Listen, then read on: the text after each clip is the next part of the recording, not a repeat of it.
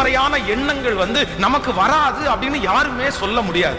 கண்டிப்பாக நம்ம பாசிட்டிவான உலகத்துல வாழ்றோம்னு சொல்ல முடியாது. நம்ம நிறைய பேர் நெகட்டிவான ஒரு உலகத்துல தான் வாழ்றோம். நம்மை சுற்றி நடக்கிற விஷயங்கள், நம்ம அனுதினம் கேட்கிற செய்திகள், இல்லைன்னா நம்முடைய அம்மா அப்பாட்ட இருந்து நம்ம பார்த்தது, நம்முடைய வாழ்க்கையில சிலது பார்த்தது எல்லாமே நமக்கு நிறைய பாசிட்டிவா அல்ல, நிறைய எதிர்மறையா இருக்கிறது. அதனாலே ஒரு மனுஷனுடைய வாழ்க்கையில அவாய்ட் பண்ண முடியாத ஒன்று என்ன அப்படின்னா, இந்த எதிர்மறையான எண்ணத்தை யாருமே அவ்வளவு சீக்கிரமா அவாய்ட் பண்ணிட முடியாது. வாலிப தம்பிங்க தங்கச்சிங்க தற்கொலை பண்றாங்க.